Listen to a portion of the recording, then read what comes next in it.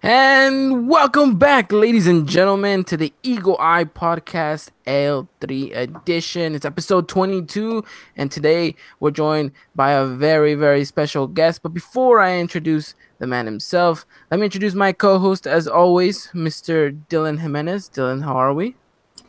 Living that last day of that triple digit heat, man. So we're finally getting rid of those triple digits down here in Sweetwater, man. Get that water in, right? Yes, you definitely get that water, and it's very important. All right, and I'll be introducing our guest today, a new friend of the pod, Mr. Ricky. Ricky, how What's are you? what's up, guys? Hey, that water you're talking about, we're about to get it over here in Dallas. Oh, really? I'm about to get some rain. Yeah, we're about to get some. We're supposed to practice soccer tonight, but that didn't work out.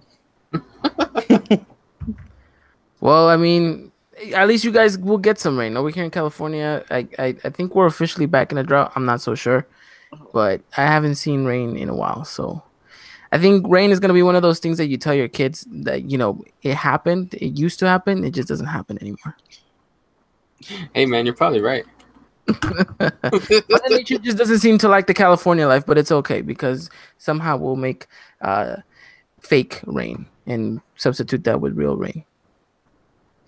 But um, yeah, I'm done. I don't know. I just kind of lost my train of thought. But we're back, ladies and gentlemen. I hope you guys did enjoy the last episode, and now we're back here joining us. Ricky, you want to tell the people anything? Maybe kind of just introduce yourself.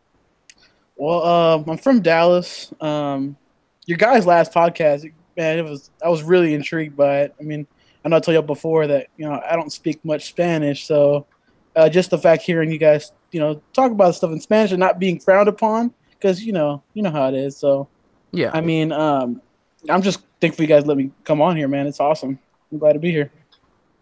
Awesome, awesome. No, it's always great when people try to reach out and they want to come on, and we're always open to to new voices on the podcast. Um, just because I think it's very important that as a community, because at the end of the day, is what we are. Whether you go for one team or another, I think at the end of the day, we all support the Mexican national team, and we're all kind of just in this big community. And at the end of the day, it's kind of in our nature to kind of just grow as a community and help, you know, be the voice for other people, and to be able to have you and countless other people that we've had on here before that have told us that they want to jump on the pod.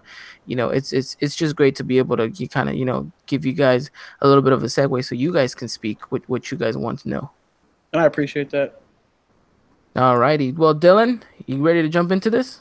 Let's get to it, man. All right, we got a heavily packed show. We're going to be kind of just breaking down all the news that have been surrounding L3 for the past couple of days. We're going to be breaking down that 1-0 victory over Scotland in the despedida at the Estadio Azteca. And then, of course, we're going to be looking forward to Saturday's matchup against the mighty Denmark over there in Copenhagen.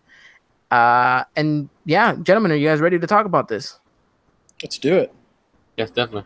All righty, so let's talk about the big news that happened today, and that was Diego Reyes is back training with the squad.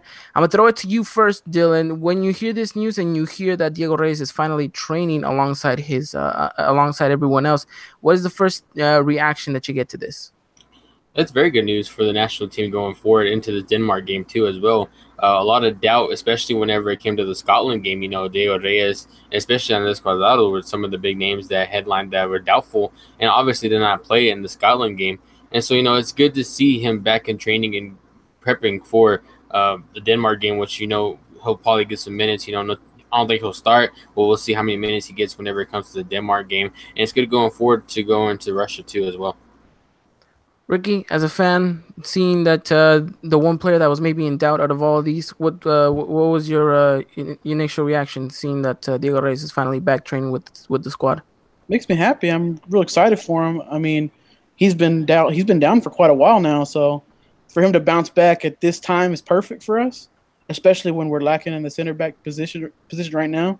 We need all the help we can get. Even if he's a center defensive mid, we know he's going to have to go back there a few times to play that position because of our lack of depth back there. No, I agree completely with you.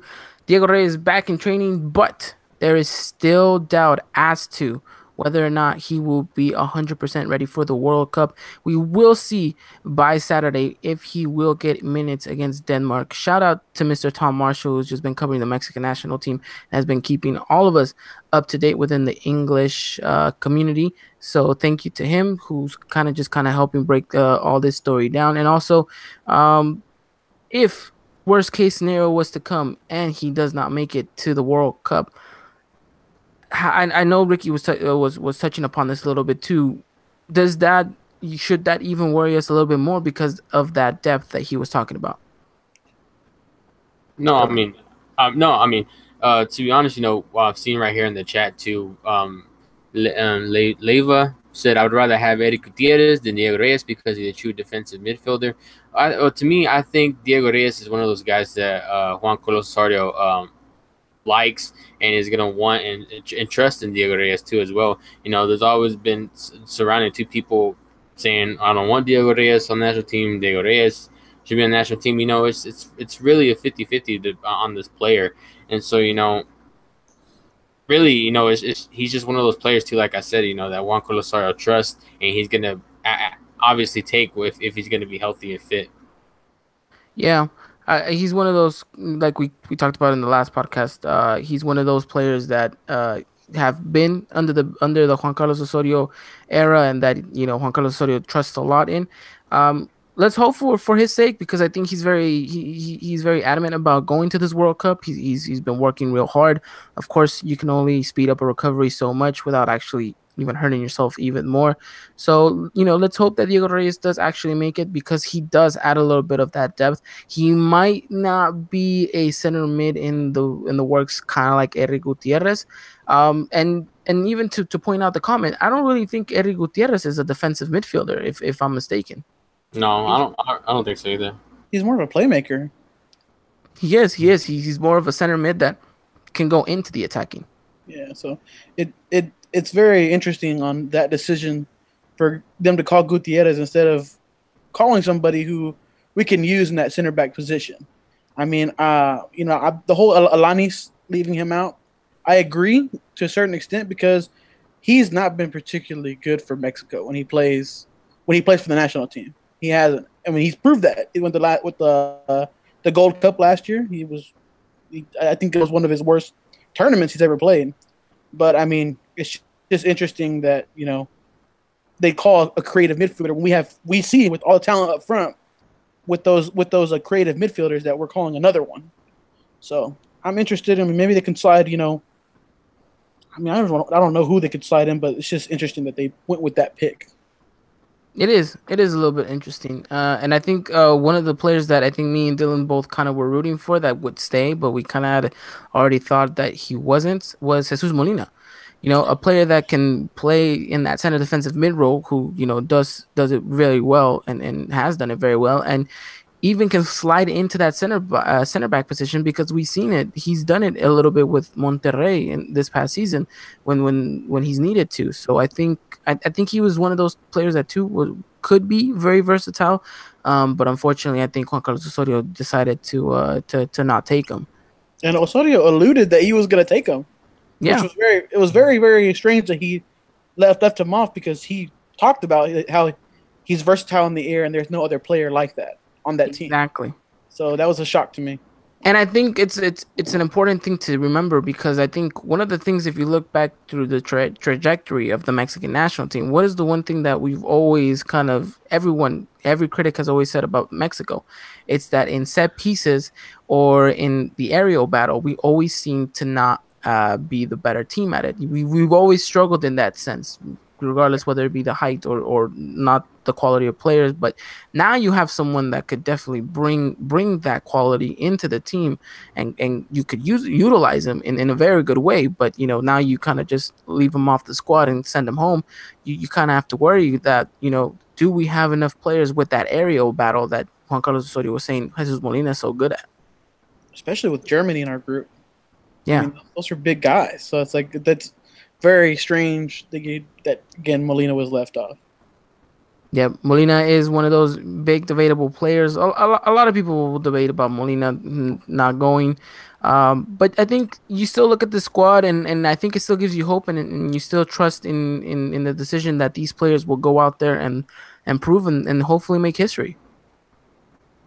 That's what we're here Yeah, for. yeah. I think so. I mean, the only thing that you see too is this team lacks a true defensive midfielder too. Though, you see that Jesus Molina was obviously going to be there. Whenever Juan Carlos Osorio really seemed like he was going to take Jesus Molina, but ended up cutting him instead. And then a lot of people too, obviously calling for Gaito Vasquez to be called. I mean, what Gaito Vasquez did back in the 2014 World Cup, and whenever he's going through that cycle too as well. Yeah, that probably would have been another player that definitely, and you can attest to what he's done because he's done such wonderful things, Ricky, at Santos, that he probably would have been one of those players. But I think, unfortunately, again, because of the whole height situation that Osorio has, he doesn't get looked at. Yes, I agree. I mean, he did incredible for us this year. He held down the middle, especially he was very very crucial in the final against Toluca with all that depth they had in the middle and how strong they were in the attack. So But I mean, we could sit here all day and debate and talk about what players should have gone, what players need to leave, and all that stuff. But I think at the end of the day, we have these 23 players plus one that could potentially come in. But let's hope that the original 23 stay as that, and hopefully there's enough time to gel them all together and for us to make a great World Cup. And I think now it's just a matter of time of actually getting these players to play with each other the way Juan Carlos Osorio intends them to play once Russia comes, which is just literally just around the corner. So that's kind of that what I wanted to touch about Diego Reyes. Now, before we talk about the big scandal that was the night of the despedida at the Estadio Azteca, interesting enough, Juan Carlos Osorio looks like he's been working with a potential starting 11 that will maybe feature against Germany. And this is how it goes as follows. It looks like he's putting Ochoa in goal. At right back, we have Edson Alvarez. In the center back position, we have Salcedo and Ayala. No, excuse me. Is it? Wow. Now I'm getting my facts confused. Yeah, no, you're right. Salcedo and Ayala? Yeah, you're talking about the lineup, right? You're talking about lineup. Yeah. Yeah. You're right. Yeah. Salcedo, Ayala, Layun on the left, in the left back. In center defensive mid, Rafa Marquez. In the midfield, you have Hector Herrera and Andres Guardado. In the wide position, you have Carlos Vela and Chucky Lozano on the left. And up top, you have Chicharito Hernandez. Is that what you have, Dylan? I know what you're talking about. I'm pretty sure that's what I saw too. I'm looking that up right now just to confirm that. Okay, Quick. so let's roll with what I said. Ricky, hearing that this could potentially be the starting 11, are you going confident with this lineup? Are you a little bit worried? Is there someone that maybe shouldn't be on here? What's your train of thought here? I like everything about the lineup. The only thing I'm a little bit worried about is the Hugo Ayala. I think with Tigres, he is outstanding. He's one of the best center backs in Liga Mexico. So I mean, I think he's perfect in the league. Okay. Well, we got a little bit. Oh, You got dropped. Oh, no. Okay, Well, we are having a little bit of technical issues as always. It wouldn't be a podcast without these technical issues, would it, Dylan? no, it really wouldn't. We seem to have them all the time. Oh wow. Well, let's go quickly here to the live chat. Mr. Israel Morales said Osorio has never used a center defensive mid. My big surprise is Pizarro being left out, being the best player in all Mexico. Now that is very, very debatable whether he was the best player in all of Mexico, but he is one of those players that even you, Dylan, has said were quite surprised that did not make this final 23rd, final 27 preliminary roster. Yeah, it was a big shock, really. But whenever it came down to it, too, a lot of people said, and the report saying that Juan Carlos Osorio was looking at players playing the secondary position too as well. And maybe he just didn't see that in Rodolfo Pizarro as well. But it still sucks to see that. I think Rodolfo Pizarro was doing really good and really deserved a call up, but he didn't get the chance. All right, Mr. Ricky, you are back. Looks like we had a little bit of technical difficulties. It's cool. It always happens here. It's kind of expected already. It's raining hard over here, so it's about to start hitting me. All right. Well, oh man, where did I get cut off at? Dylan, I believe he got cut. You know what? Just go back to you were talking about what I had asked you about the lineup and whether or not you kind of like it, or if there's anything you wanted to tweak about it. Yeah, the only thing is that I'm a little worried about is Hugo Ayala on the ball. Yeah. As far as his aerial game, there's no doubt in my mind that his aerial game, he's perfect for, like what we said about the set pieces. He's perfect. Him being on the ball, I'm a little nervous about, especially with the Wales game. He gave away some balls that were pretty. Yeah, he did.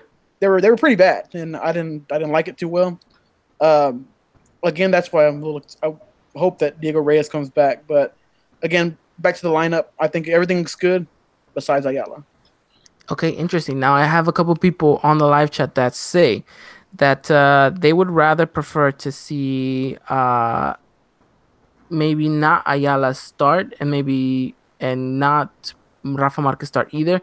They would rather have Rafa Marquez sit this one out and put Jonah in that center defensive mid position. What are you guys' thoughts on this? I don't really see Jonah at the center defensive mid. I feel like anything we're going to see Hector Herrera back there if that's going to be the case, because obviously we still got Marco Fabian, you got Andres Guardado too as well, and so I feel like we're going to see that. I mean, I don't know. I mean, like sometimes you see this and you can't really predict these starting 11 with Juan Carlos Osorio. Whenever he comes out with them, it's kind of hard to predict too. No, yeah, I agree with you. I agree. I think the only thing that I have worried about is the fact that that whole Rafa Marquez thing. I would have rather see maybe Edson Alvarez in that position, because let's be honest, me and you do not want to see Edson Alvarez in the right back position. No, definitely, and especially against Germany, you don't want to see that. No, especially with the position. I mean, yeah, I mean you saw him thrive with it at the Gold Cup, but ever since then, I mean, you don't see him doing that no more at the right back position. You see him start the past 2 games too at the right back position. He did subpar, at least you could say that. But I mean, shoot, man, whenever he switched to that center defensive mid position, that's whenever it was game over. He did great. He stood out. Yeah, I mean, he had I mean, it's one thing to play against Nicaragua as right back, and then you play against Germany at right back. That's a whole different situation. I can only imagine what Marco Reus would be thinking about. I mean, and this is not to bag on Edson Alvarez, because I think me and you both have expressed how much we just admire this kid and how well he's done. But I think he thrives so much better in that midfield. Not in that midfield, but in the center of the pitch, whether it be center back or center defensive mid. I think that's where you need to play him. Yeah, definitely, man. But at the same time, whenever you see it, the center back spot too. I mean, it's not making that much room for Edson Alvarez too as well. And, you're really going to see him as that position as a substitute, which you don't really see a lot of substitutions right there at the center back position too as well. So I mean, it's really going to come down to being the center defensive mid or the right back position too as well. Now, yeah, I agree. Well, let's see what happens. That was kind of what Juan Carlos Osorio was kind of tinkering at. Whether or not that's gonna work, we'll have to wait and see when the day comes and exactly what the lineup's gonna be. So, Ricky, are you still with us? Can you guys hear me? Looks like you got a little bit of a static. Can you hear me a little better now? Now we can hear you perfectly. Yeah, there you go. Okay. All right. Yeah, the video's not working with me right now, but I'm here. All right. Perfect. Glad to hear that. Okay. So, yes, that was kind of the lineup. Actually, let me switch it. It was actually, it was Hector Moreno instead of Hugo Ayala. And that is pretty much it. That was the only one that was. So the center back position would be Salcedo and Hector Moreno. But Yeah. I really think that's gonna work. I mean, even Salcedo, whenever he was brought in against Wales, definitely made a huge difference in the back line too as well. And I think he's doing great at the center back position too. Oh yeah, I agree. All right, Ricky. Anything else you want to add on to this whole lineup? Um, no, I'm a big fan of it. All right, perfect, perfect. We'll end that little bit of news on that take. We'll predict our starting 11 for what we think is going to be the World Cup. Now that we kind of know the final squad, and then but that'll be later on in the show. So right now, as things stand, it looks like we have about 22 fit players that are going to be going up against Denmark, which is great. I think we're finally going to see the potential starting 11 come Saturday. No. Yeah, I definitely think so. We're really good to see that starting 11 more come Denmark too as well, because obviously Juan Carlos Sardo is going to want to have those players moving forward and getting a little form and everything. So we'll see how that goes too as well.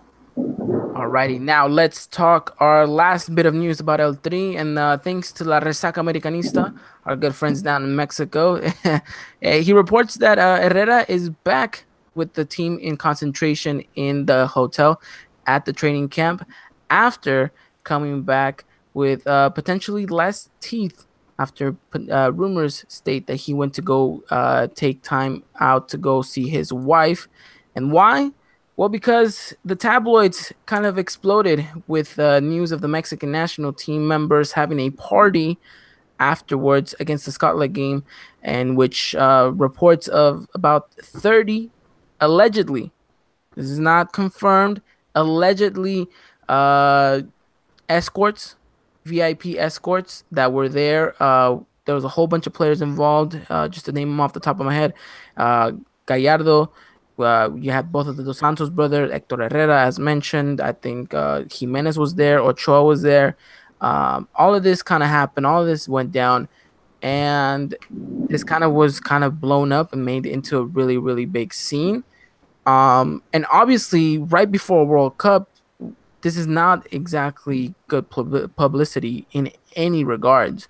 Now, gentlemen, knowing that you guys saw this, knowing what the tabloids are speaking about, knowing what they are saying down there in Mexico, nothing is 100% confirmed, though. Nothing has been exactly 100% confirmed saying that, these were actually women of the night like that. We don't know exactly everything that went on inside the house. It does look like the party went on for almost about 24 hours. Dylan, I'm going to throw it to you. What exactly is kind of your thought process whenever this, tabloid news headline goes out? And when I first saw this, I don't know, man. I was a little disappointed to see this, both from, I guess you could say, a fan standpoint, and really, I don't know. I know me and you kind of talked about this off the air too a little bit too as well. I'm kind of, to be honest, I'm just kind of on the fence about this. I mean, really, and it's just seeming like, at the end of the day, these guys are people too. They should have their own private lives. But at the same time, that's not acceptable for that stuff to get out. It's not good for the team. It's not a good show for the face of the team as well too. I mean, really, I mean, I don't know, man. I'm just having some mixed feelings about this, really. Now, I know a lot of people say that they're professionals and they don't have that much time to even relax, and it's just one night that they should be able to enjoy themselves the way they want to. There are a lot of people that are okay with this. A lot of people also on the other side saying, no, it's not okay. A lot of people are, embarrassed by the fact that these players are going out there into the World Cup and representing them in that fashion, in that statement.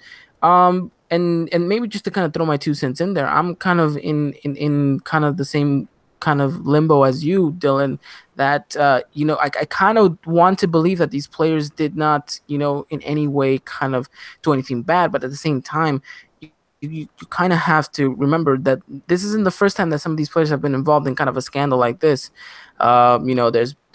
There's quite a few times where we can talk about the players, and their nights out with some of these people. But I think the most important part thing is that like you said, they have to remember they're kind of a public figure at this point.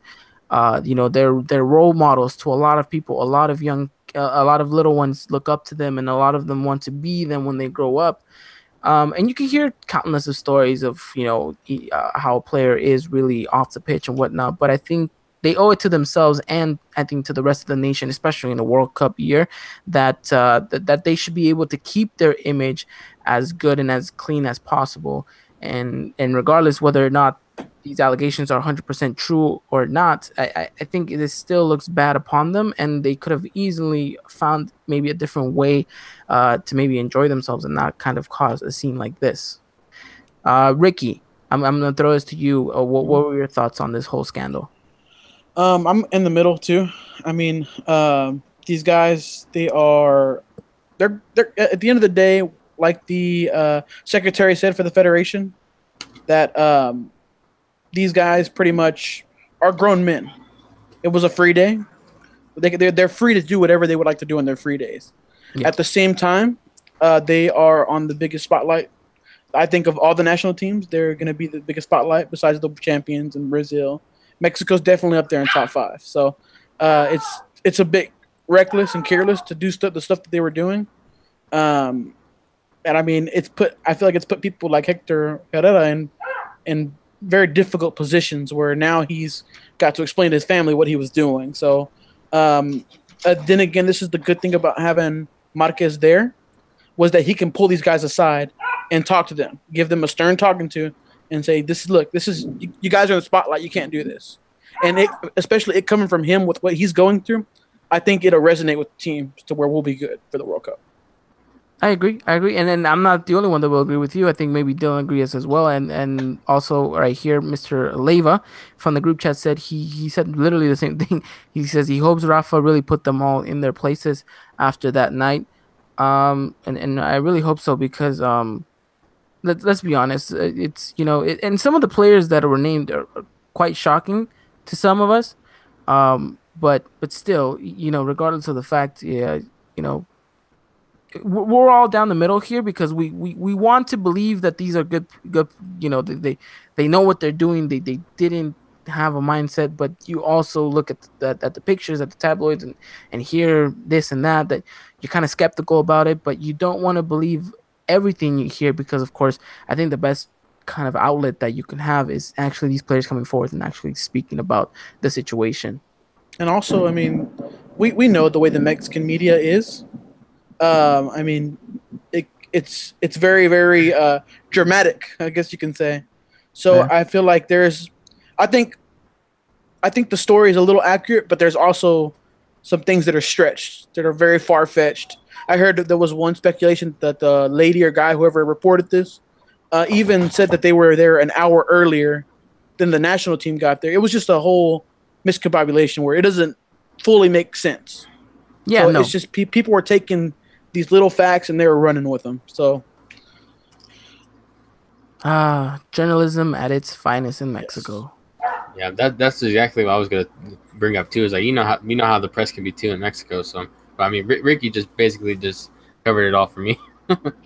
Basically, but I mean, just to kind of end it here. All in all, you think this is gonna affect the team going forward into this World Cup? Dylan? I guess we'll find out against Denmark. See how the team performs. Okay, Ricky? I think we'll be fine. I think this is the whole thing of, I think Marquez is perfect. I was skeptical about bringing him to the World Cup, but this is perfect. This explains the reason why Osorio brought him. So I think it's perfect. Wow, just imagine all of this because of Rafa Marquez being there. Yep, just his presence. Yeah. Well, let's hope we're right and none of this actually affects him. Hopefully Rafa Marquez has this all locked down, and hopefully we can move forward and talk about more pleasant news, like a potential victory against Germany. That's what we're all hoping for. And in order to actually get to beat Germany, first we have to see how we do against a very, very good Denmark side. But before we talk about Denmark, I think it's important that we talk what happened in the Estadio Azteca that night against Scotland, a game where Mexico dominated, I want to say, about 90% of the time. Yeah, I think so. I mean, a performance that was a very dominant performance by the team, but you see the scoreline. It's a 1-0 victory over us, and at the end of the day, the players end up booing the national team and start chanting "Fuera Osorio." So, I mean, it was not a pleasant game to watch in the sense that we were just chance after chance after chance missing. And I think, Dylan, you quoted this perfectly when you said that you kind of wanted to tweet it out. I'll just let you say it. I just felt like we're watching America again. Couldn't finish some chances. Exactly. Anyone who knows and anyone who's been watching the Eagle Eye podcast for the last season know how much we said that America was just no shooting boots whatsoever. Chance after chance we just blew it. And this was Mexico. That Mexico was like America. And maybe it's because we're playing in the Estadio Azteca. I don't know. But still, it wasn't good enough. I think the only bright side to this is the fact that, one, you get Giovanni Dos Santos another goal to put under his belt and maybe lift him to a little bit more of a confidence boost. And two, you get a full 90 minutes for a couple of players that you're looking at in the starting position and no injuries. Yeah, definitely. The injuries is a big plus, man. I mean, definitely something you do not want to see, especially against Denmark too. You're not gonna want to see that, and you're not gonna want to see that in training. You're gonna want to see everybody fully rested and healthy come Germany time. No, yeah, definitely. Ricky, quick thoughts on exactly your perspective on the Scotland game. Yes, I think.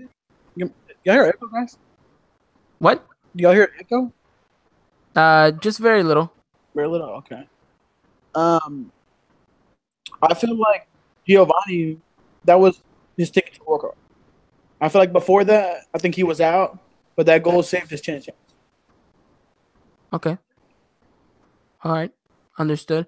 I think a lot of people will look at it that way too. I think they see that Giovanni scores. They see that Gio had this great opportunity, and he puts it in the back of the net. Let's be honest. The two best friends linked up together for that goal, Carlos Vela and Giovanni Santos. We know what they're capable of, and we know what they can do together on the pitch. So I mean, it's definitely a plus to have Gio in somewhat of a good form coming into this World Cup. Yeah, definitely. I mean, that goal, huge boost, and obviously, Gio didn't even celebrate with none of the teammates for this. He just went straight to Juan Carlos Osorio. Just to be like, yo, you need to take me now. Yeah. Probably what happened. Probably a whisper whenever they gave a hug. Yeah, a little whisper, just like, don't forget to take me. But, yeah, it was nice to see that. But I think Leva puts it perfectly in summing it up here. He says, Mexico dominated, but everything was so sloppy, they just looked off. And I think that sums it up perfectly. Mexico dominated, but at the end of the day, we were sloppy and we just didn't look like the Mexico we know we can be. And I think that's fair enough to say. But also, we need to question, why exactly was this team so sloppy? What exactly was throwing us off? Was it the lack of game time that these players had with each other? Maybe a little bit of fatigue? What for you guys was the main reason why we looked just so off? Ricky, I'll throw it to you first. Uh-oh, we can't hear him. Oh, looks like we're having a little bit of mic issue with Ricky. Ricky, can you hear us? All right, Ricky can hear us, but we can't hear you, Ricky. Can you hear me now? Now we can hear you. Now there we go. Okay. So the whole thing with the Scotland game, I think we all know about Osorio being very a tactician of a coach, where he does all this experimenting, and I feel like this is where it's starting to catch up a little bit, because of all these players that have not played with each other on a very often basis. So, I mean, I feel like that's why they played as sloppy as they did, because there's not much chemistry there. Everybody's getting switched around in different positions. They're getting told to do this one thing that now is starting to catch up with the chemistry. Okay, that's very likely true, I think. Dylan? To be honest, I really don't think it was that sloppy. really, I think sloppy is not even the word I would really use. I would say our finishing was sloppy, but when it comes in terms of like team play, linking up together, I think it was there pretty much for the most part. I mean, yeah, I mean, you look at the stats, 29 total shots and 11 on target and only 1 goal. I mean, at the end of the day, it's just that finishing still, man. I mean, that's what really was sloppy. To be honest, I don't think as a team we were really sloppy. Just the finishing part comes down to it that we were sloppy. I mean, okay, this next statement. No disrespect to Scotland, but is it because we were playing against Scotland in the Estadio Azteca with home advantage, with the altitude, that we looked better than Scotland? That it looked like our passing was just better, or was it actually better than Scotland in general? I mean, I guess that home advantage could. That I mean, it always goes to good use at times. The altitude. Just the heavy breathing. Especially the home advantage because you know how the atmosphere gets in the Azteca too as well.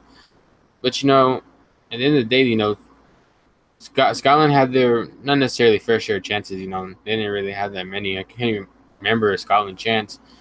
But I don't know, man. I feel like the team went out there and really gave it all their all.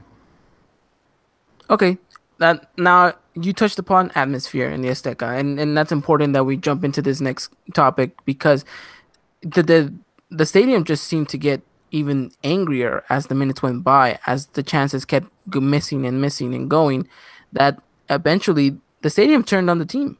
The stadium turned on the team.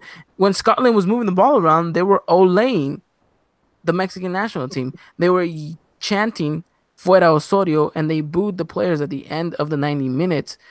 Now, for you gentlemen, is this fair? Do the fans have a right to do this? Do you think they were in the right, or were they wrong? Were all 72,000 plus that attended that night wrong to boo and chant Fuera Osorio, or do they have some merit? Ricky? Again, to what you said earlier, about the Scotland squad. Yeah. No disrespect to them. It's just I personally, I expected a 3-goal game. I expected 3 goals. Yeah. So, I mean, I understand the frustration because we have somebody come to our house, and we don't pretty much obliterate them like we think we're gonna obliterate them. And I mean the Fuera Osorio chants, that's been going on since Chile. Yeah. and I mean he's not gone, and I think for good reason he's not gone. His record is good enough to where he should be here. I think he deserves to be the coach.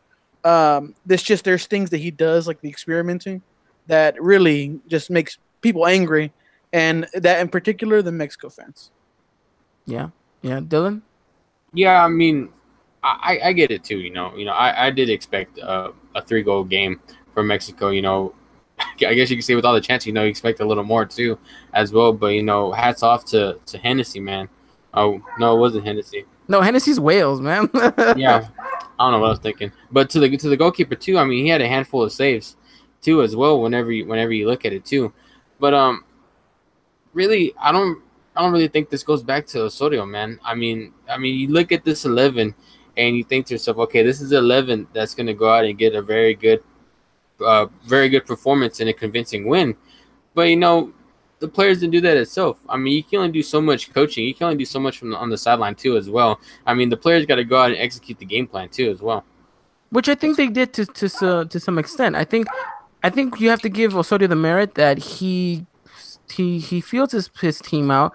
He gives them certain instructions. He gives them a certain tactic, and they go out and they perform and they get the job done. At the end of the day, whether you win 5 goals or 1 goal, you still won.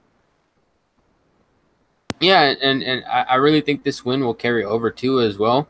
I mean, to be honest, even before Carlos Osorio came out and said in his presser, he said, I didn't even hear the fans chanting Fuera Osorio. Which whether he's telling the truth or not, he's lying. Everyone, I heard it. Yeah. You gonna hear it down there? Yeah, I think he's learned to block it out. Yeah, I really think he just learned to block it out, and to realize what's expected and what's to come, and how the fans can get too as well. Going back to to the game, I understand the frustration. The chances were there. It's just the players didn't finish it. And, at the end of the day, a win's a win. It sucks to hear that the team got booed because that's not really how you want to send off your team into the biggest stage on the world there is. No, yeah, I agree. Look, I'm gonna kind of just wrap it up with this. I think the fans have a right to protest their anger. I just think they did it in kind of a wrong manner. I think yes, they were frustrated because they weren't seeing a lot of goals. There was a lot of chances. We missed a lot of them. But at the end of the day, if you sit down and you focus on what was more important, the team building, the chemistry, I think that in total, I think that's what we need to take away from this. And I think the best part about this is the players themselves. They know that they got booed. They know that they kind of were not on their day, but they all left with their heads held up. They all kind of just went on about it and they said, the goal didn't go in, but we like the way we were performing. We like the way we've been playing. We're sticking with our manager. He's telling us what to do. We're going out there, we're performing, and we're going to keep moving forward. And that's the right attitude to have as a unit, especially going on into the World Cup.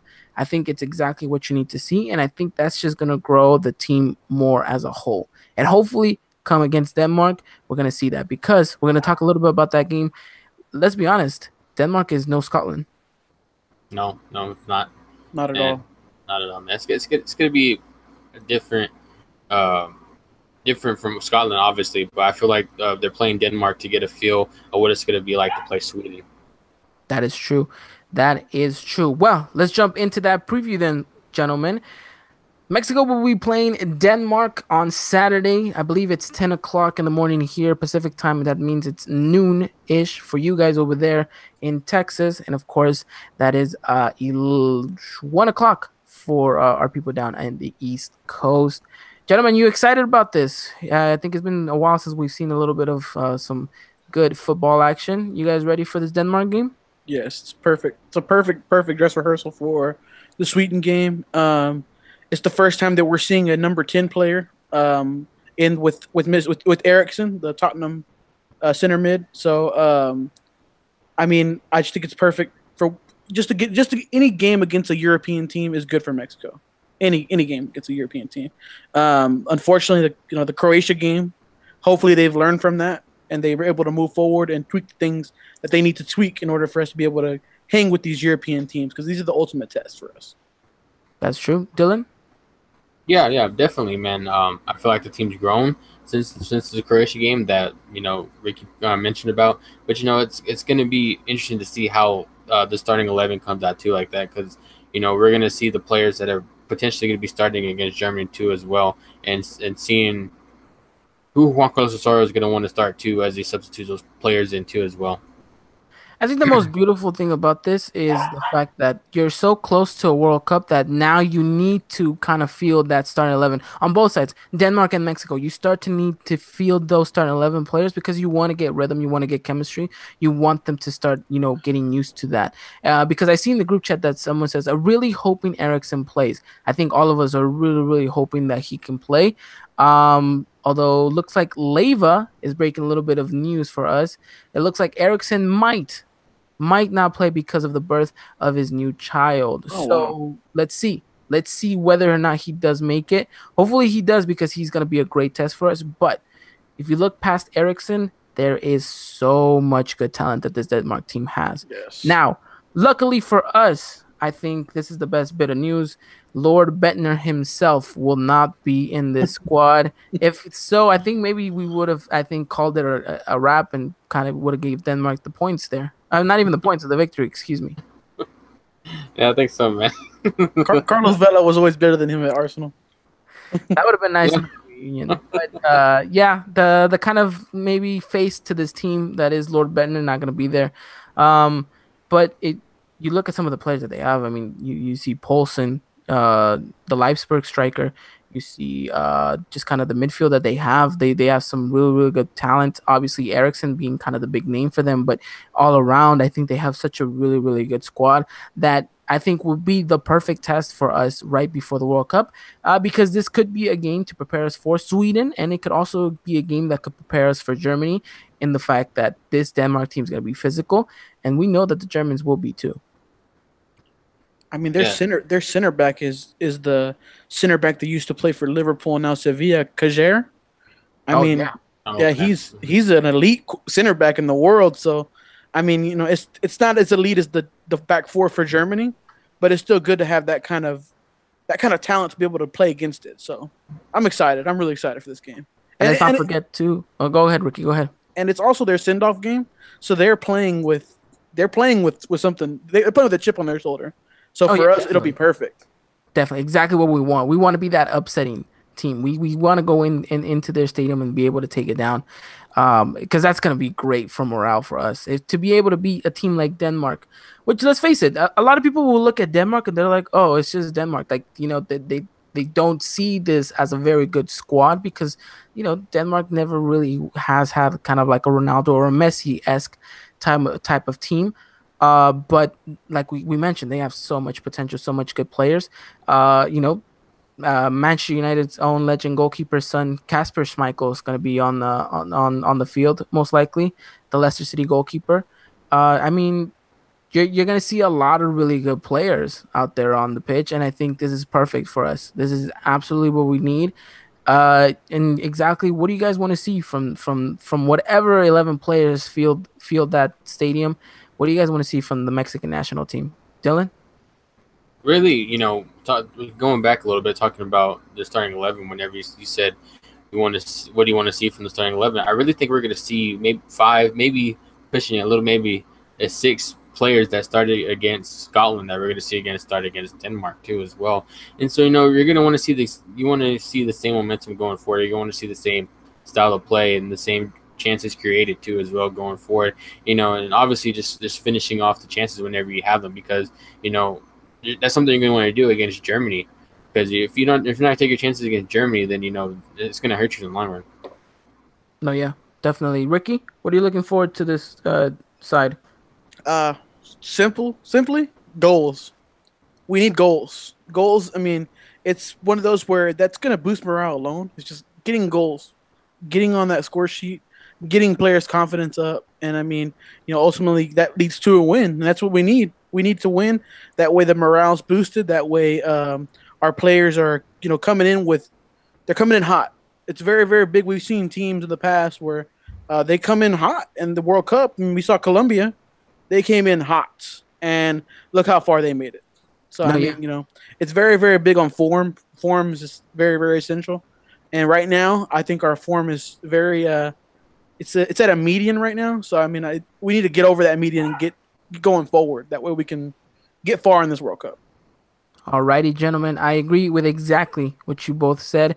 Now, before we talk a little bit more about this, before we can go any further, I want you to give me your predicted lineups for this Denmark match. I'll throw it to you, Ricky. Then Dylan, you can give me yours, and then if I have anything to add to any of your guys' squad, I will do so. So, Ricky, give us your predicted starting 11 for Saturday's matchup. At keeper, of course, I got Ochoa. Left back, Leon. Um, Center back, I'm gonna have to go with Moreno and Salcedo. Um, right back, I know I saw the podcast last week, and I know we're not very fond of Gallardo, but I think he's going to be in that starting 11. He's alluded to it a lot that he really likes this guy. He's young.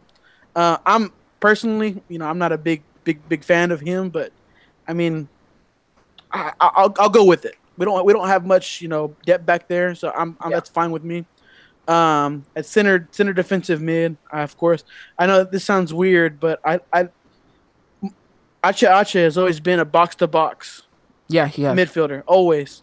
I think that center back position is perfect for him, to where he can get up in the attack, but he'll also come back because he's got that kind of strength to be able to go back and forth for all pretty much 80, 90 minutes. Yeah. I think the left mid will be Corona. I think the right mid will be Lozano, Okay. and I think we need to get Fabian back in the starting lineup. He's Okay. in form. He's hot right now. Why? Let's just keep it going. And Agreed. then I know this is not very ideal as well, but I got Vela and Chicharito up top, even though the Osorio doesn't really particularly favor two strikers up top. He prefers a one striker. But that's my That's my starting 11. Okay, that's your starting 11. I like it. I like it. Dylan, what's yours? I'm sitting here listening to Ricky's and comparing it to the Scotland lineup too, like that. And I've already mentioned to you too. Predicting the lineup ain't very easy, man. They're kind of hard to do, too, Especially with as well. ACL. Yeah. So, obviously, not Juan Costa, Guillermo Ochoa in goal. At the left back, I guess I'll go with Layun, Carlos Salcedo, Hector Moreno. The right back's just really hard, because we've seen Edson start there twice already. Think you're going for a third in a row? I really think so. I Okay. really think so. Go for third from the row for Edson at the right back. Hector Herrera and the CDM spot. I like to see Marco Fabian, and I feel like he's gonna place Gio in there somewhere up there, and it's gonna be Chicharito and up top and Vela and Lozano on the wings. Okay. Now that you two have given me your prediction, I am going to tweak a little bit about it. I see Layun on the left back. I do see Edson Alvarez in the center back. The both center backs, you both agreed. I agree with those. In the center defensive mid, I think we're gonna see Rafa Marquez. We're gonna see Rafa Marquez in that center defensive mid. We're gonna push Hector Herrera, and we're gonna see. I do agree. I think we're gonna see Marco Fabian, and then on the left we're gonna see Chucky Lozano. On the right, Carlos Vela, and up top, I want to say Chicharito. I want to say that's gonna be the lineup that's I'm giving. So 3 different lineups for you guys to choose from that are listening at home or listening live right now. Let us know which ones you guys prefer, which ones you guys like, and that should be interesting. Let's. I think regardless of the fact though, because I'd be happy with either of your guys' lineup. Let's be honest. I think regardless of what we field out there, I think it's important that whoever just steps on the pitch showcases that they want to start against Germany. I'm not even surprised if we see Miguel Layun back in the midfield spot, like where he started against Scotland too. I mean, it's just totally unpredictable right now, man. It really is. Osorio is, he's like I said earlier, he's a tactician, and we can never. It's like guessing the lottery with that man. So you never know. That's true. Well, you never know. I mean, he might. I don't know. You can never predict these things. So, and in that case too, I think me and you, Dylan, are really bad at predicting lineups. This whole last season for America, I don't even know if we even got one right. I'd have to go back, but I think I got 1 or 2 right. But one or two out of what 20 plus games. BFF is one of their story. Yeah, we're probably not the right people to bet on if you're gonna bet on our lineups. But and then I also don't see. I mean, Chucky Lozano. Yeah. In 2010, the way that we brought in Chicharito, I don't know. Maybe Osorio takes that into consideration because we didn't throw Chicharito in the mix immediately when he was very, very in form. We brought him in as a super sub, and I mean he did great in the 2010 World Cup. So I mean maybe Osorio takes the same approach, and we see more Vela on the outsides and more Aquinos on the outside.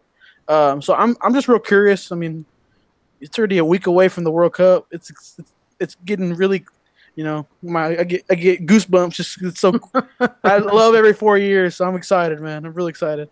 I think you speak for everyone. It's been 4 long, long years. We're almost there. We're ready to go. All right. That is our predicted lineup. Gentlemen, with that said, give me your predicted score lines for this game against Denmark. Dylan? I go. No way am I like it, but I really think I'm just gonna go with the 1-1 draw. Ooh, okay, 1-1 draw. Okay, Ricky. Of course I'm biased, so I'm gonna go with 3-1. 3-1. I like it. 3-1 to Mexico. I'm gonna go with a 2-1. 2-1 victory. You know what? No, I'm gonna go 2-0. We're gonna win 2-0 against Denmark, and we're gonna be the 2-0 for them for eternity. So that's my prediction. That's the prediction for you, gentlemen. In the chat we have Mr. Leva himself saying Mexico 2. I mean, Mexico 3, Denmark 2. Still, as long as it's a favorable result, as long as we see the team perform as well, and I think the less goals that we concede, the better that it is for us. And I think keeping a clean sheet against Denmark, oof, I think that boosts your morale even more, as not even just for the goalkeeper's sakes, but I think the whole defense and the team itself, to see that you have such a strong back line to be able to hold off Denmark in their own stadium. I think that's actually going to be that's going to be good. Again, like any European team like that to play, especially at their home, where we're let's be honest, we're to them, it's like vice versa with us with them. Like, they're expecting for us to go over there, and they're expecting for them to beat us. So I mean, it's going to be very, very interesting. We need to be the upset of the night that night, as repetitive as that sounded. But Chicken Biscuit in the group chat said 2-1 victory to Mexico. They're finally going to get their shooting boots on. Let's hopefully Mr. Chicken Biscuit is correct and we do get our shooting boots. Gentlemen, anything else you want to add on to this little preview that we had? No, I'm fine. No? Ricky? No, I mean, I'm just excited. I'm excited even for the Saudi Arabia Russia game. And that's not even that excited. Oh yeah, trust me, I'm excited as well. I think we're gonna have a TV at work, and we're gonna be able to watch the games while we work over there. So I'm excited about that. I don't know how efficient that's gonna be for productivity, but at the end of the day, it's the World Cup. Come on, those 30 days productivity will be down everywhere. Yeah, it's only 40. It's only comes around 4 years. Come on. But all right, I think that wraps it up. Our little preview for Denmark. It looks like we're all adamant about a good Mexico result, about a good Mexico victory. Now, I want to briefly touch upon this because I think this needs to be covered just in case. In the worst case scenario, and knock on wood that it does not happen, if Mexico were to lose against Denmark and we played well, how is it that the team's going to take it? We already know how the media is going to take it, but how do you think the team moving forward into the World Cup will take it? It's going to be the same way the media takes it. These guys they're real hard on themselves. I mean, they're in Mexico, and just Mexican fans in general, we put them on this pedestal. We do. And I mean, I think that they want to be on that pedestal. So I mean, for them to lose would be devastating, I guess. I agree, Dylan.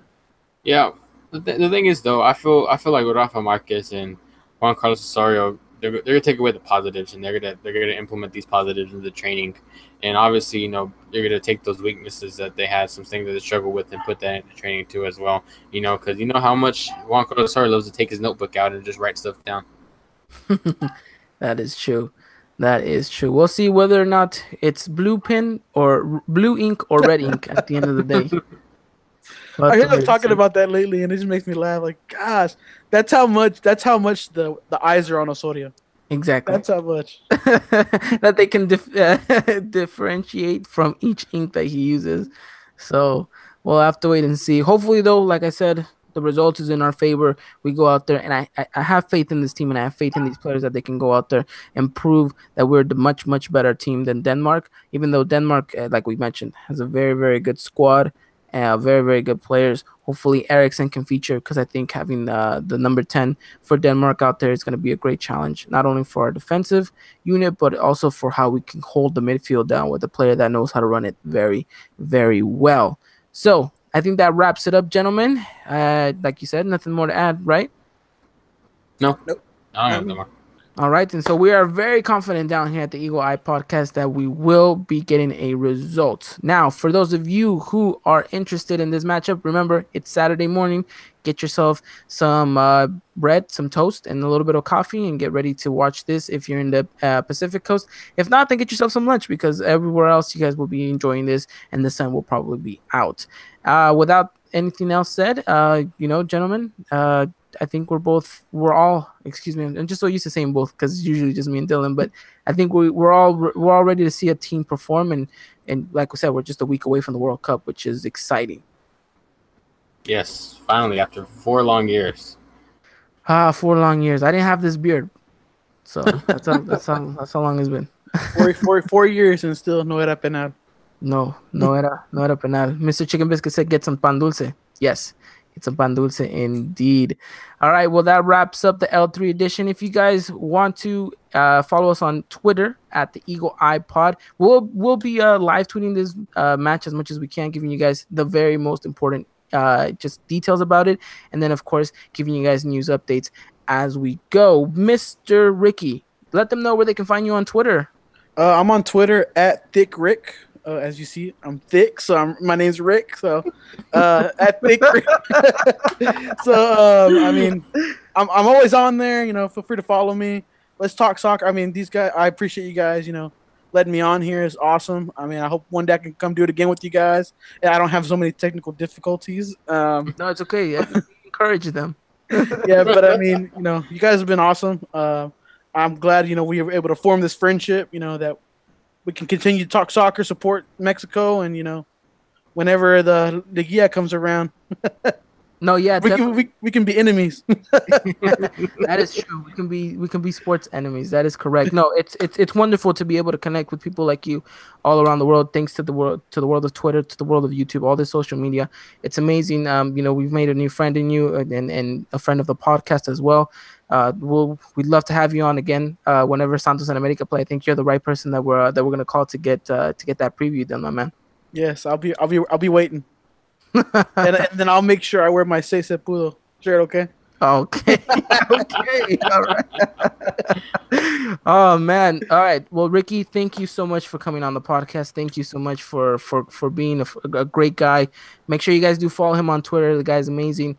Guy knows so much about what he's talking about, and it's great to have another voice out there. So thank you so much, and we'll definitely be talking to you very, very soon again. Thank you so much. And you guys, y'all keep it up, man. Y'all are doing good stuff. Thank you. Awesome. Thank you. Thank you, man. Appreciate it. All right, Ricky. Thank you so much, my man. No problem, y'all. Oh, well, there was Ricky. What a man. What a great person. I think it's just wonderful that we can find people like this, Dylan. Yeah, I think so too. Especially whenever we get the feedback, you know, that people keep telling us to keep doing what we're doing, you know, just to keep going forward. You know, they're liking the content, you know. There's a lot too. So it means a lot to us too as well. Us doing this and everything. Absolutely. Well, let's move on here real quickly. We're going to break down a little bit of what happened in the draft for those who are here to know all things about Club America. All right, Dylan, what do you have in mind about the draft? Give me your 2 cents about what happened. Well, just kind of go over a little bit, you know, in case people probably haven't seen it, but, you know, just to go back over it a little bit too. William da Silva is off to Toluca. Aldo Cruz is off to Lobos on loan. Diaz to Atlas on loan. And Marin and Cordova to Necaxa on loan. William da Silva's move is permanent too as well. And so, you know, obviously a lot of people probably pleased with that move with him being gone. You know, a lot of people did not favor William da Silva to be with America. So. No, yeah. I agree with you. Although some people actually did like him. Some people actually thought that he was actually a good player. I think he had his moment. Unfortunately, he got injured, and because of that, he just kind of was never the right person again. But as Mr. Chicken Biscuit puts on the chat, we signed a right back. And yes, correct. We did. We signed the right back. Who is that right back, Dylan? Sanchez. Jorge Sanchez. Promising young right back. Of course, is the starter for the under-21. And shout out to them who are going to be playing in the final of the Toulon tournament against France. I don't know, excuse me, against England. I guess I think the tournament's in France and they're playing England in the final. Yes. So Dylan coming to the rescue. So well, you broke it down for us. A lot of people going out on loan. A lot of good young talent going out on loan, which I think is perfect. I think it's exactly what we needed. I think it's exactly what we need. Them to get minutes and us to kind of, you know, get a little bit more of our starters, just kind of that, you know, free room to know that they're going to get a little bit more game time, especially with the cup matches. Yeah, I think so. I think these loan moves are good. One thing, not necessarily disappointed, but who I wanted to see in the Medica jersey this coming up in Twitter was Aldo Cruz. I feel even though we did sign Luis Reyes, I felt like that would have given Carlos Vargas more opportunities at the center back position, and then Aldo Cruz would have been there. But now we see Cruz go on loan, and so now you see that Carlos Vargas is going to have to step up in case needed at that left back position too as well. Especially with William da Silva gone too as well. I mean, it's really just going to be Luis Reyes and Carlos Vargas. Yeah, that's true. But you never know. We might bring another player from the cantera to fill in that role, and then Carlos Vargas can definitely go into that center back spot. Yeah, we can see that too as well. And then other players too that we said that have left the club was Cordava. Obviously too at the Torreon tournament too as well with Linus and Vargas. I really think he's coming off the bench maybe once every game. Twice. Yeah, and I don't think every game. Almost every game. Was it almost every game? Yeah. Are you sure? No, yeah, I'm positive. Okay, because I'm not positive. Okay, I'm just making sure we're positive about that. I always see that he's coming in like around 70th minute, I believe. But yeah, he's putting in work. Okay. No, I was just making sure. I wasn't totally for sure if he's been coming off the bench or not. I know he hasn't started the game though. Linus and Vargas, on the other hand, have started in every game so far, I believe. And they are making a wave. Yes, really are. Especially Linus. Linus always getting that interest in France already from two teams. Oh man. Well, we'll see what happens. We'll let people know as the story develops. But just to touch upon about what happened in the draft, as we mentioned, just that one signing. Like Piojo Herrera said that they're actually done looking in the local market. That they're happy with with what they got.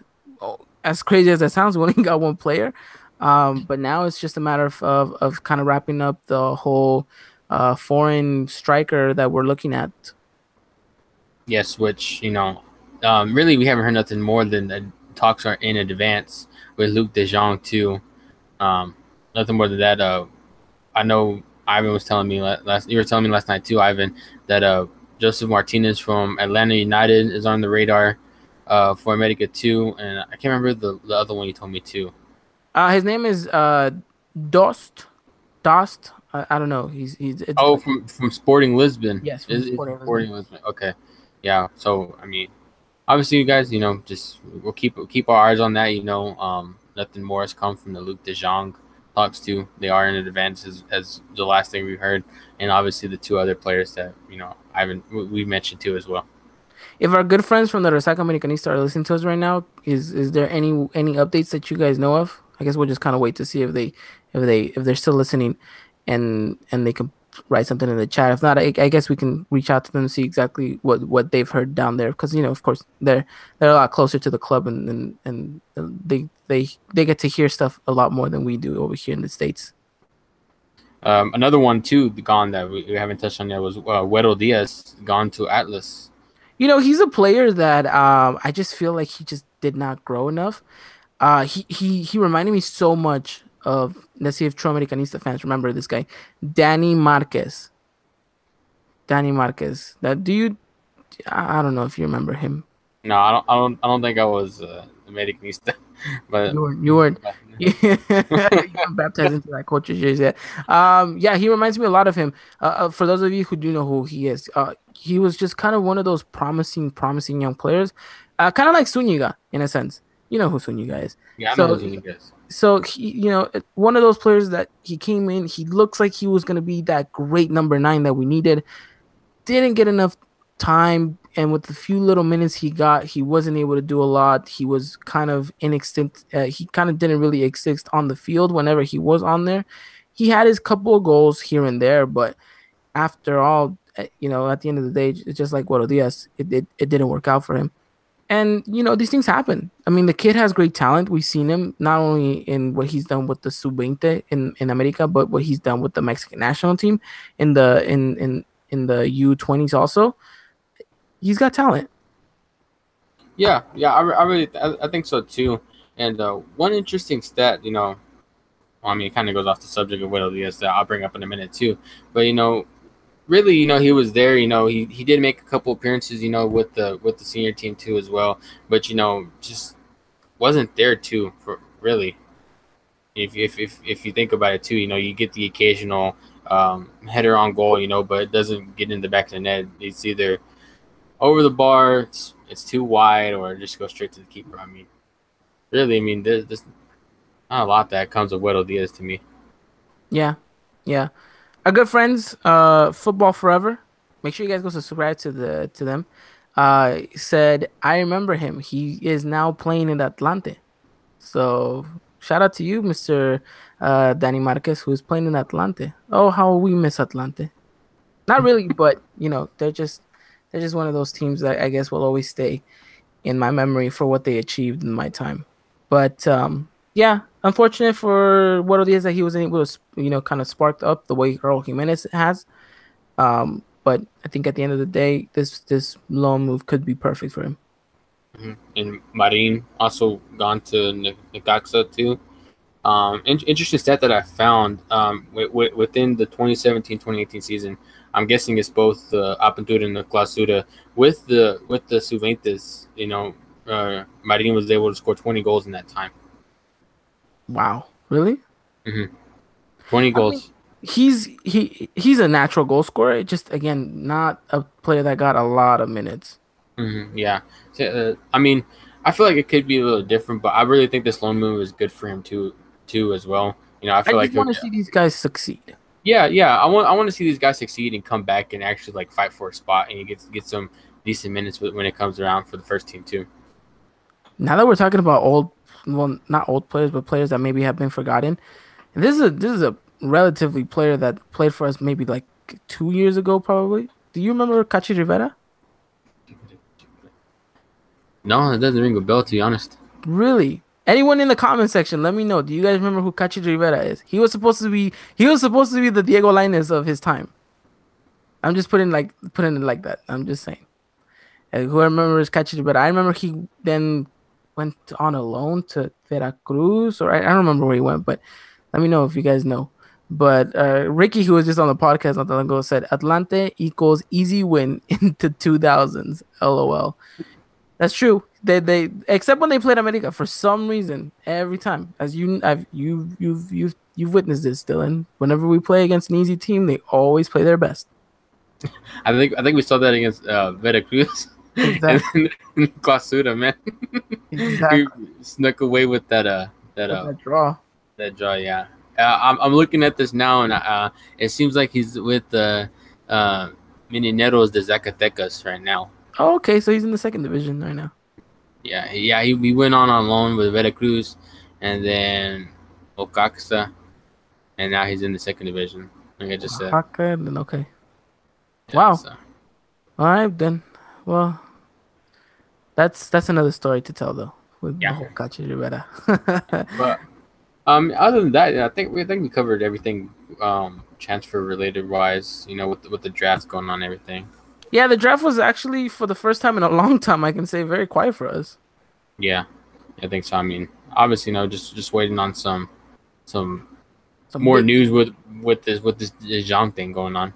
Yeah, hopefully by the end of the week of the World Cup, when it starts next week, we get some news. I just think the sooner we can get this wrapped up, the sooner he can come and start training with the team, the better. Actually, I lied. Like you said, man. We still don't know anything for sure about Mateus Uribe still. That's true. He could potentially leave, and especially after the World Cup. I think there was like some figures about 20 million. I think so. Look, I'm just saying 20 million for a guy we did not spend 20 million for him. But if you can get a 20 million profit, can you imagine? The guy's what, 27, 26.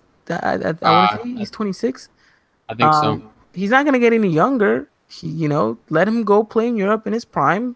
20 million, you can definitely find someone that can suit his spot very well. Yeah, I really think so too. Bring back Molina. Oh man, could you imagine that Guido Molina partnership? Wow, that is a lot. That is a lot of center defensive mid action going on. But really good. I think we'd be very, very safe. And I think that would give Menes such freedom in the midfield. He would run around for days. Yeah. Yeah, so true, man. It really would.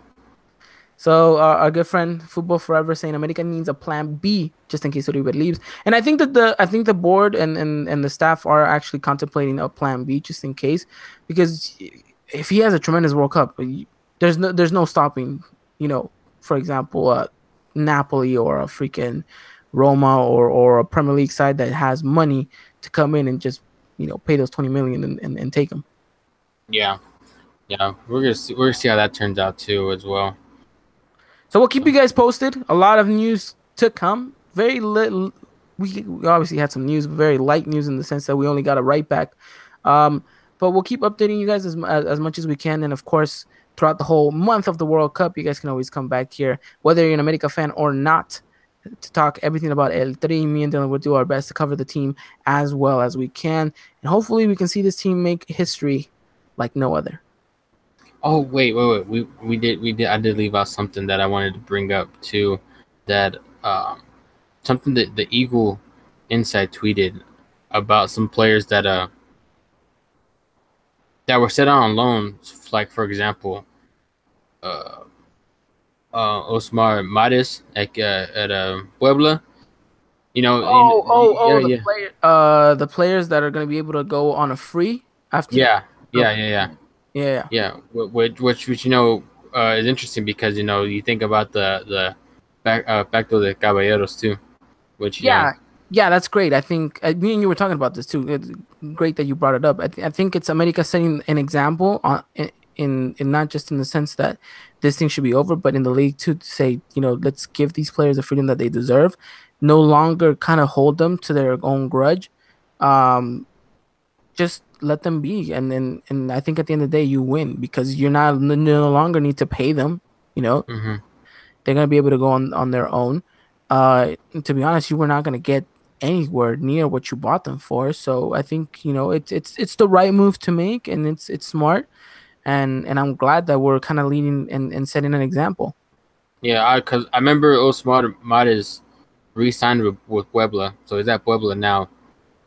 I can't remember if Guerrero did the same thing too. I'm not for sure about none of the other players though, because it was Osmar Mares, Guerrero, Eric Pimentel, Martin Zuniga, and Moses Munoz. Which obviously I don't think Moses Munoz is worried about that right now because he's off to Russia to do commentary with Fox. That's true. We'll have to wait and see exactly what happens, but I think that pretty much wraps up the news, though. Yeah. I think we covered everything. Alrighty. Well, with that said, I think that's been the episode 22 for all of you. Thank you for joining us. And if you guys, for whatever reason, miss a live show, make sure you guys do check out iTunes and SoundCloud, where we will always be there for you to take us on the go. Mr. Dylan, thank you so much for coming out and again being the best co-host. Oh, no problem, man. Always fun to do this. Always fun to do this. Definitely, always fun. Looking forward to the next episode, and looking forward to what should be the World Cup. Because I think next time we pod, we already would have a World Cup game that has been played. So yeah, that's true. That is true. We'll be previewing the Germany game already by then. Yeah, That's big news. Mm-hmm. That is big news. We're gonna try to get someone from German blood to come down and join us live. He's gonna talk in everything German. We're not gonna know exactly what he's saying, but we're gonna appreciate it because that's gonna make us feel just that much closer to the team. Oh man, yes. I love that idea, man. Let's go ahead and do that. Alrighty. Well, ladies and gentlemen, thank you for joining us on this great little adventure. Thank you again. Shout out to Mr. Ricky himself for coming on the pod and being just wonderful to have. We do apologize for the technical difficulties that we always seem to always have. I guess it wouldn't be a podcast without it, right, Dylan? Yeah, I don't think so either. That's what we're known. We're known for talking about America, talking about El Tri, and always, but for sure, having technical difficulties on the show. Those dang technical difficulties, man. It's okay. But what doesn't kill you makes you stronger. But Exactly. with that said, ladies and gentlemen, thank you so much for joining us in episode 22. Again, follow us on Twitter at Eagle Eye Pod. Remember, you guys can always find and keep up with the latest news if you guys do follow us there. And with that said, I hope you guys have a wonderful, wonderful weekend. Let's hope for a great Mexico win against Denmark. Let's hope for a little bit more news about Club America, but ultimately, let's hope for no injuries and a good victory. Yes, no injuries, man. That's the main goal until Germany, man. No injuries whatsoever. Alrighty, ladies and gentlemen, we'll be seeing you guys. Have a wonderful, wonderful rest of your week. We'll be talking to you guys very, very soon. Until next time, take care.